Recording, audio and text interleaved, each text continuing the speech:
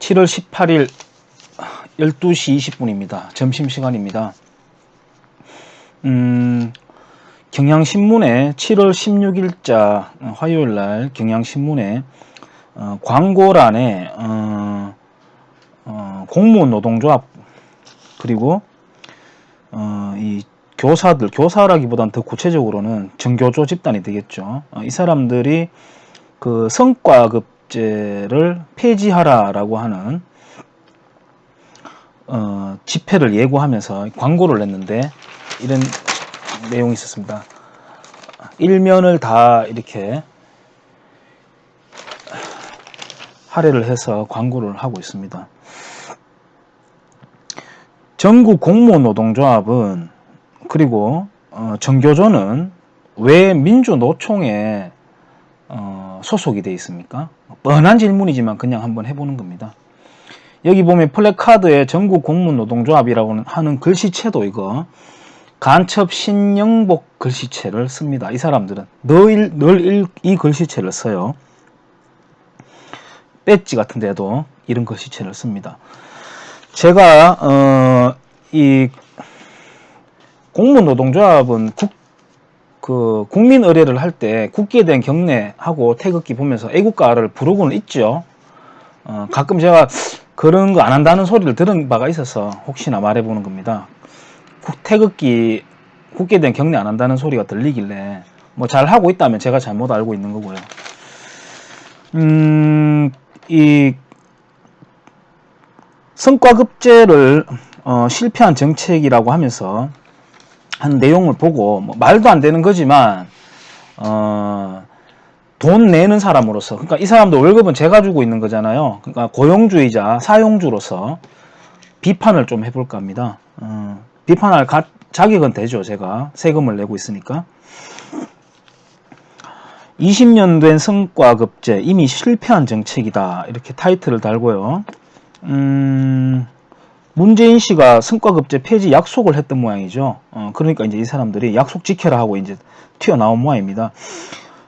공직사회 차등 성과급제는 지난 1999년 기업의 신자유주의 경영방식을 공직사회에 이식한 신공공관리 정책의 일환으로 도입되었다. 도입 당시 정부는 공직사회의 경영과 효율을 제고한다는 명분을 세웠지만 이 제도가 공직사회와 전혀 맞지 않는 실패한 정책이라는 것은 오래전에 결론이 났다.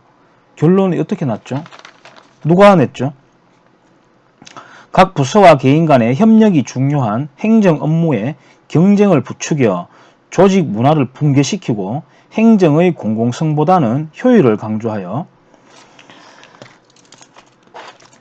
결국 그 피해는 고스란히 국민에게 돌아갔기 때문이다.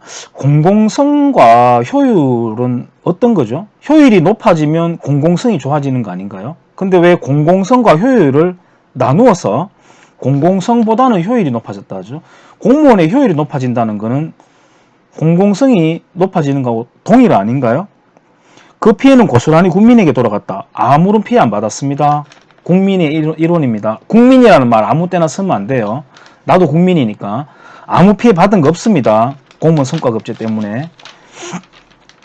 또한 성과급제는 명확한 기준이 없고 평가할 수도 없는 개별 업무에 대해 강제적으로 순위를 매기다 보니, 순위는 원래 강제적으로 매깁니다. 순위 받는 사람의 동의를 구하지 않습니다. 세상 어디에서 순위를 매기는 사람과 순위를 받는 사람이 타협을 합니까? 원래 그렇게 하는 겁니다. 근데 여기다 강제적으로라고 하네요. 강제 아닙니다.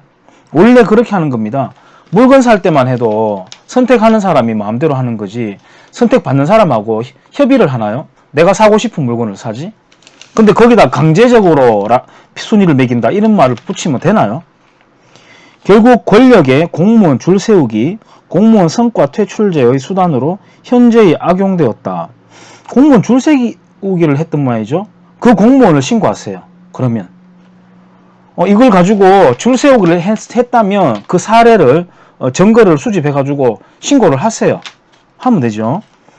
그러면 만약에 이런 성과급제의 평가 기준이라면 평가 항목이, 평가 방식이 잘못되었던 거죠. 성과급제 자체가 잘못된 게 아니라, 그러면 평가 항목, 평가 시스템을 바꿔야 됩니다.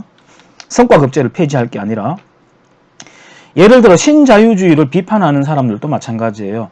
신자유주의 자체에 문제가 있는 게 아니라 신자유주의를 제대로 안 했기 때문에 문제가 일어난 것인데, 그걸 완전히 뒤집어 가지고 신자유주의에 문제가 있는 것으로 그렇게 이야기하잖아요. 110만 공무원 노동자의 염원을 외면하고 소통 협력이라는 시대의 요구에 역행한다면 결국 그 책임을 면치 못하게 될 것이라고 경고했다. 공무원이 110만 명이나 되나요? 많지요. 많은데 그거보다 더 됩니다. 훨씬 더 됩니다. 제가 그 동아일보에 동정민이라고 하는 기자가 있습니다.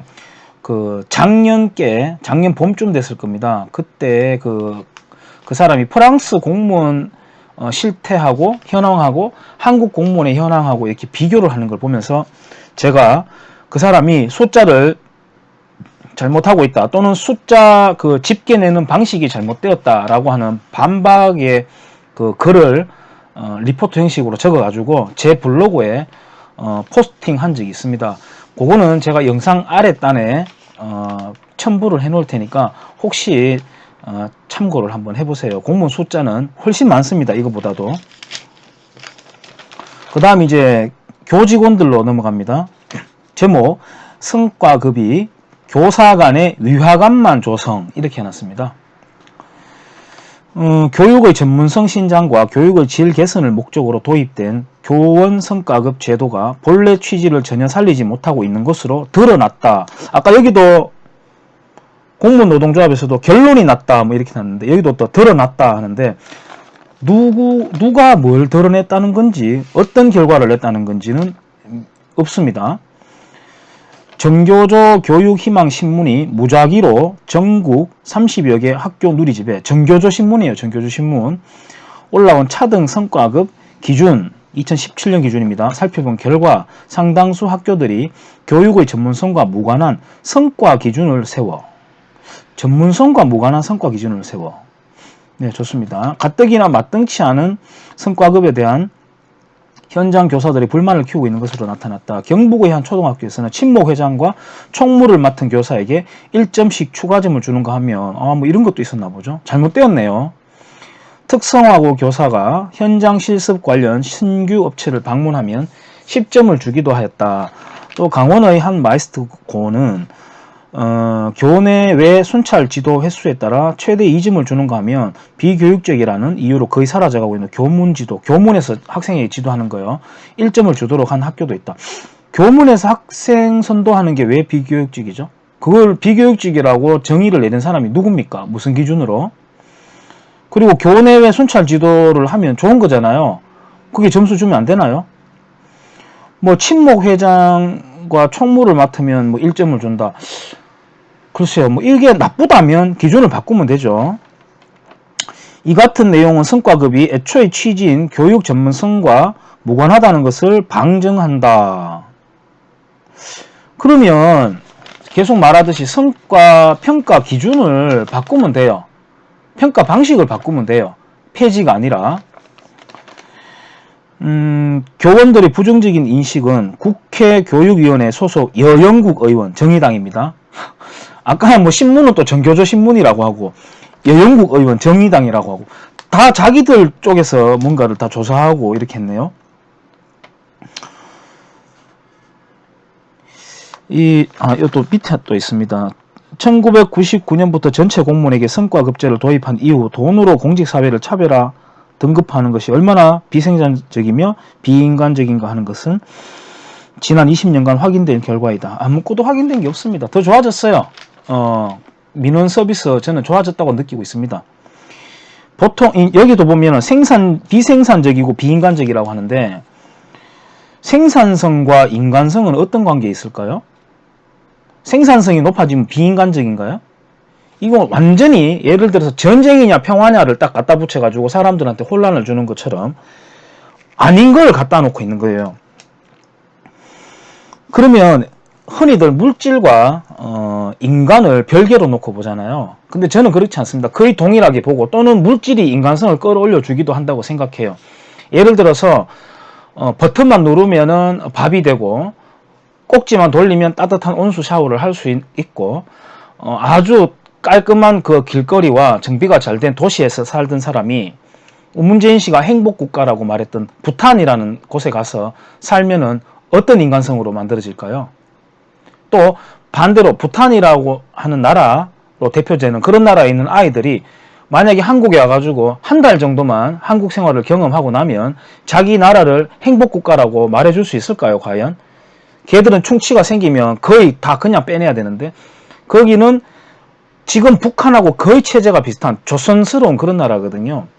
물질과 인간의 행복을 나눌 수가 없습니다. 의료행위를 어떻게 잘 받을 수 있느냐, 그 다음에 영양 섭취를 어떻게 잘 받을 수 있느냐, 치안에 어느 정도 안전한 치안을 서비스를 받을 수 있느냐, 이거는 정확하게 수치화할 수 있는 인간의 행복도에 기여하는 것입니다. 그냥 관념적으로 나 행복해, 나 어떻게 해. 예를 들어서 안동 하회탈이 과거에 안동의 꼭 안동 농민들만 뿐만 아니고 너무 힘드니까 대마를 하고 난 뒤에 뿅 가가지고 이렇게 즐겁게 웃고 있는 모습을 형상화한 탈이라는 그런 말설도 있거든요. 그러니까 누가 행복의 기준을 정할 수 있을까요? 그런 데이터는 오히려 명확할 수가 있는 건데, 지금 이미 한국 사회는 학교 시스템은 사회주의 시스템입니다. 예를 들어서 지금 보면은 이번 정권뿐만 아니고 비단 공직자를 검증하는 과정이 있어 가지고 주소를 이전한다거나 자녀 교육 때문에, 저는 그 주소 이전하는 그걸 가지고 도덕적인 해이다 하고 비판하는 거는 잘못됐다고 봅니다. 왜 잘못됐다고 보냐 하면, 누구나 자기 자식을 좋은 교육을 가르치고 싶어 해요. 그런데 이 좌익들은 자기 자식은 다 잘 가르치면서 남의 자식에 대해서는 평준화하라라고 하는 그게 문제이지, 그 좌익들이 추구하는 게 오히려 더 인간성에 가까운 행동들이에요. 그러니까 제가 늘 말하듯이 자본주의를 가장 잘 사용하는 사람들이 대한민국의 좌익들이다. 꼭 대한민국뿐만 아니고 미국 같은 경우에도 마찬가지지만 이중적인 거죠, 아주. 그런데 그러니까 주소를 옮기는 그것은 부모의 간절하고 자연스러운 인간의 감정이에요. 그러니까 뭐냐 하면은 그걸 도덕적으로 비판할 게 아니라 지역에 할당되는 학교 시스템 방식을 없애야 됩니다. 자유롭게 선택할 수 있도록 해줘야 됩니다. 그러니까 청문회 과정에서 드러나는 그거 가지고 이야기한다는 자체가 한국의 사회주의적 교육 시스템을 무비판적으로 받아들이고 있는 것입니다. 또 학교에 들어가고 난 뒤에는 3월 달에는 어떤 풍경이 벌어집니까? 3월 달이 되면 어떤 반에서는 환호성이 일어나고요. 어떤 반에서는 이제 죽었구나 하면서 아이들이 한숨을 쉽니다. 선생님이 배정이 돼요. 할당이. 강제적으로. 그러니까 학생들이 양질의 교육 또는 어떤 교육 메신저, 교사를 선택할 수 있는 권한이 없습니다. 그러니까 그냥 주어집니다. 선생님이. 다 배정이 되니까 3월 달에는 그런 웃지 못할 총극이, 진풍경이 벌어지는 거죠. 대학은 또 어떻습니까? 대학은 등록금을 동결시켜버리죠. 등록금을 동결시켜버리면 경쟁이 촉진이 되나요? 그러니까 우리나라 대학이 기껏 한다고 해봐야 좌익적인 세계관을 퍼뜨리는 도구로 쓰이고 있지만, 그거 빼고라도 국가가 가격에 개입을 해가지고 등록금을 동결해 놓으니까 지금 한국 대학과 산업과 협력이 돼가지고 노벨상을 만들어낼 수가 있나요? 글로벌 경쟁에서 어느 정도의 순위가 나오던가요? 우리가 1등으로 치는 서울대 순위가 몇 등인지 한번 검색을 해보세요. 예를 들어서 카이스트 정도 되어도 얼마 안 돼요. 그게 다 이게 국가가 교육에 개입하는 겁니다. 국가는 교육에 개입하면 안 됩니다. 지금 여기 정공로라고 하죠. 그 다음에 정교조로 대표되는 교사 집단이라고도 하겠습니다만, 생각 다른 교사들도 많이 있을 거예요. 만약 이게 싫으면 공무원 그만두고 나와가지고 민간 회사에 취직을 하세요. 또는 자기가 장사를 하거나. 또 여기 정교조라고 그냥 이야기할게요. 교사 전부가 아닐 테니까. 정교조들은, 교사들은 학교 그만두고 나오세요. 내가 세금 내니까 이렇게 발언할 수 있는 겁니다. 나와가지고 학원을 차리세요. 학원을. 제 학원하고 있잖아요. 태권도장. 우리는 매일매일이 평가 속에 살고 있습니다. 그리고 매달이 소비자의 선택을 받고 있습니다. 아이한테 너 다음 달에 다닐 거야 안 다닐 거야? 늘 물어보고 돈을 결정합니다. 근데 교사들은 안 그렇잖아요. 잘릴 걱정도 없잖아요. 방학은 한 달까지 하지요. 1년에 2달. 근데 월급은 다 나오잖아요. 방학 기간에도. 우리는 휴강 하는데 여름 휴강 3일 하느냐 5일 하느냐 가지고 온갖 눈치 보고 다른 학원에 전화해가지고 야 니들은 며칠 동안 노는데 하고 확인해가면서 그럽니다. 간을 졸이고. 그 학교 안에 있는 병설 유치원도 마찬가지예요. 우리 부모들도 한심하기 마찬가지인 게 매월 회비 봉투에 돈을 갖다 바치지 않으니까 학교는 거의 그냥 돌아가는 것 같죠. 학교가 지금 제가 계산법을 확실히 모르고 말하는 거지만 고등학생 한 명을 언젠가 제가 본 적이 있는데 고등학생 한 명을 케어하는데 세금이 1년에 600만 원인가요? 그거는 제가 명확하지 않습니다. 그 정도 하여튼 돈이 들어가요. 우리 세금이 그렇게 투입되고 있는 겁니다. 제 학교는 뭐 전기는 번갯불로 만들어내고 물은 시냇물로 받아서 씁니까? 모든 게 다 돌아가는 게 돈이잖아요. 근데 왜 그냥 그렇게 안이하게 봐줍니까? 이 교사들은 뭔데 경쟁을 안 하죠? 물론 교사들에 대한 변명을 조금 변호를 좀 해드린다면 교사들이 행정 업무에 너무 치여 있어요. 가르치는 일보다 뭐 보고서 적는데 그 종이 쪼가리 보고서 적는 거 그 종이 다 없애야 됩니다. 지금이 어떤 시대인지 종이를 그렇게 자꾸 하나요?